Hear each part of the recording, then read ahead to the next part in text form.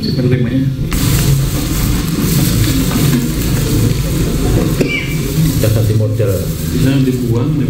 Dalam sidak, Purbaya memastikan pengawasan terhadap rokok ilegal dan pakaian impor berjalan efektif.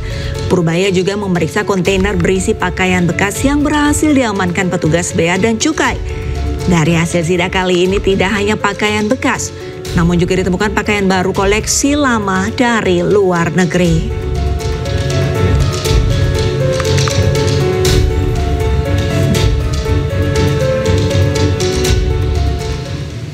Setelah lapor Pak Purbaya, Menteri Pertanian Amran Sulaiman juga buka aduan bernama Lapor Pak Amran.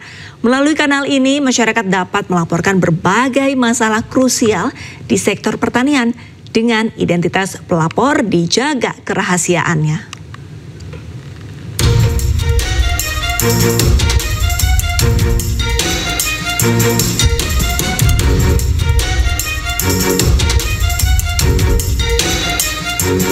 Menteri Pertanian RI Andi Amran Sulaiman meluncurkan kanal aduan masyarakat melalui aplikasi WhatsApp di nomor 0823 1110 9390 bernama Lapor Pak Amran.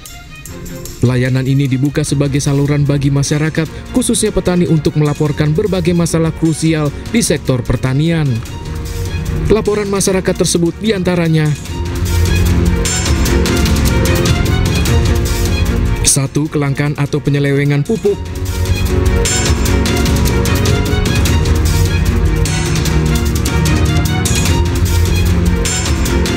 2. Dugaan praktek mafia dan korupsi.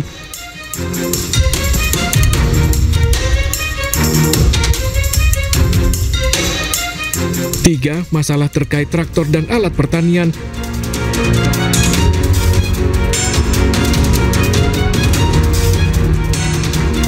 4. Penipuan jual beli alat pertanian.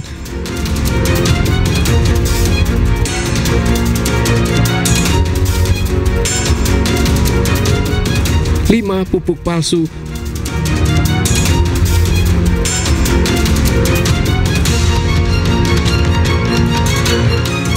6. Segala bentuk penyimpangan yang merugikan petani.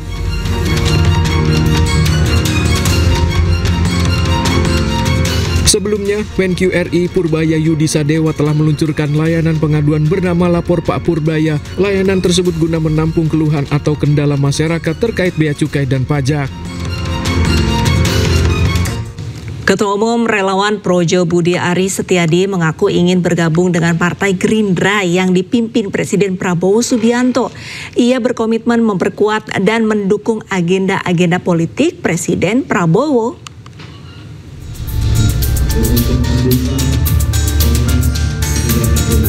Dalam Kongres ketiga Projo di Jakarta, Ketua Umum Projo Budi Aris Setiadi menyerukan kepada para relawan untuk memperkuat partai politik yang berada di bawah kepemimpinan Presiden Prabowo Subianto.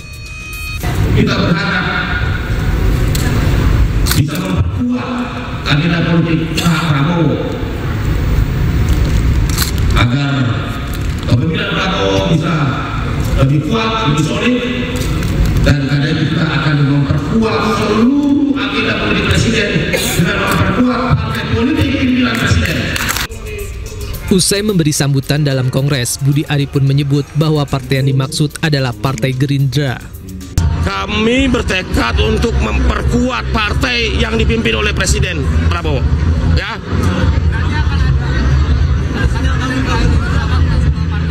Nggak usah diterjemahin lugas-lugas, kalian sendiri terjemahin ya. Yang pasti begini, kami akan mendukung partai yang dipimpin oleh Presiden Prabowo. Ya, ya, betul. Iyalah, pasti Gerindra. Pernyataan Budi Aris Setiadi ini pun ditanggapi positif Ketua Harian Partai Gerindra Sufmi Dasko Ahmad yang hadir dalam Kongres ketiga Projo. Begini, kalau nanti itu saya rala Projo ini dari awal mendukung pemerintahan Prabowo Gibran sebelum malah gitu. Nah, sehingga kita apresiasi untuk itu, makanya kita hadir pada hari ini sebagai sahabat Projo. Dalam Kongres ketiga Projo ini akan ada sejumlah transformasi organisasi. Salah satunya mengganti logo Projo yang selama ini menggunakan wajah Presiden ke-7 Joko Widodo. Dari Jakarta, Stephen Fatinama, Novan Dwi, iNews melaporkan.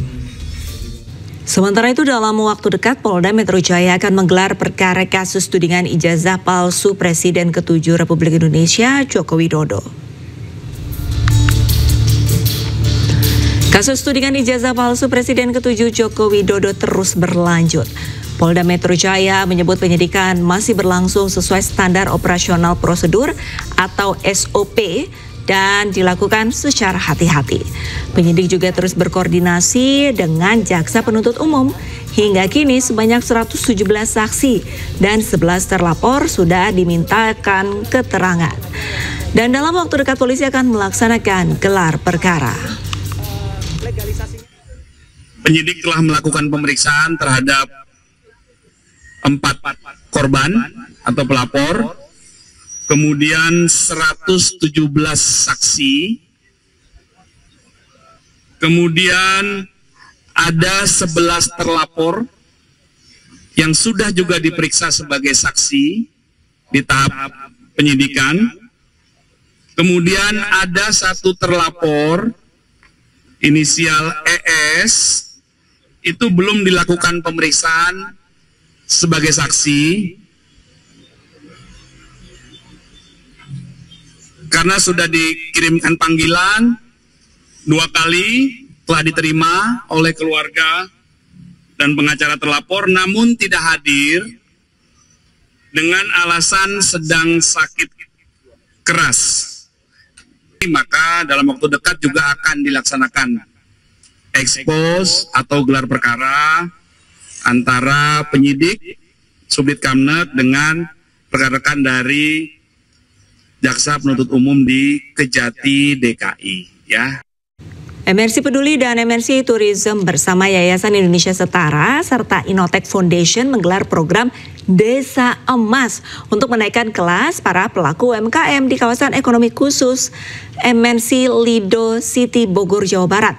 Program ini sebagai ajang promosi berbagai produk makanan dan kerajinan agar dikenal masyarakat luas.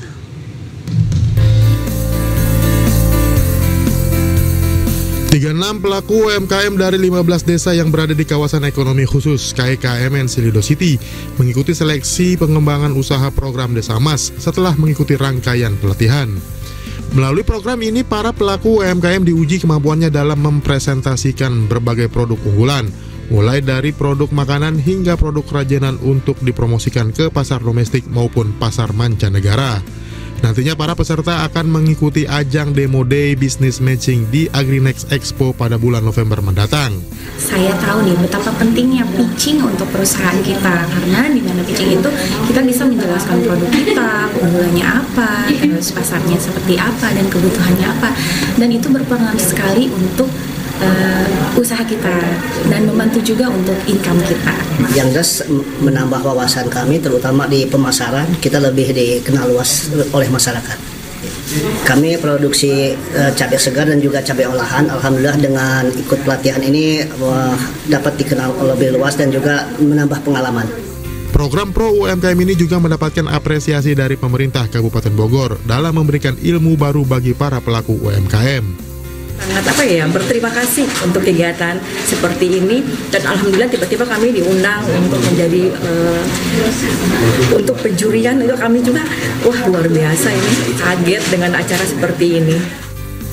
Para pelaku UMKM tingkat desa diharapkan dapat menyalurkan ide dan gagasan dalam mempresentasikan produk yang ditawarkan di hadapan para investor dan mitra usaha untuk membuka peluang usaha yang lebih luas. Dari Bogor, Jawa Barat, Andi Firmansyah, iNews melaporkan. Menteri Sosial Saifullah Yusuf menegaskan Presiden kedua Republik Indonesia Soeharto tetap memenuhi syarat formal untuk dianugerahi gelar pahlawan. Gus Ipul membantah Kementerian Sosial tidak mendengarkan keluhan para pihak yang menolak.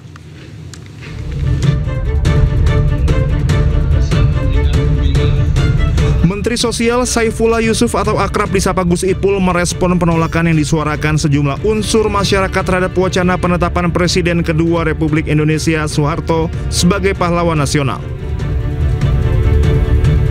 Menurut Gus Ipul, ia telah bertemu dan berdiskusi langsung dengan berbagai pihak yang menyuarakan penolakan tersebut. Ia juga mengaku telah mendengar poin-poin keberatan mereka. Gus Ipul mengklaim seluruh pertimbangan yang disampaikan masyarakat yang menolak usulan gelar pahlawan bagi Soeharto sudah dirapatkan tim pengkajian dan penelitian gelar pahlawan. Menghadapi banyak gelombang penolakan ya Gus ya, itu kira-kira bakal duduk bareng nggak sama pihak-pihak yang menolak? Kepada mereka yang menolak pun saya sudah pernah ketemu, sudah pernah diskusi sebelumnya. Waktu itu ya kita terima, kita dengarkan apa yang menjadi keberatan-keberatannya gitu. Setelah itu kita bawa kepada forum rapat di tim pengkajian dan penelitian tersebut. Dipelajari juga, keberatan-keberatannya dipelajari. Tetapi karena sudah memenuhi syarat formal, maka Presiden Soeharto tetap kita usulkan ke gelar pahlawan. Gus Ipul menegaskan Soeharto tetap memenuhi syarat formal untuk dianugerahi gelar pahlawan. Ia membantah Kementerian Sosial tidak mendengarkan keluhan para pihak yang menolak. Pihaknya sangat mengapresiasi berbagai pandangan yang berbeda terkait usulan gelar pahlawan bagi Soeharto. Tim Liputan Anyus melaporkan.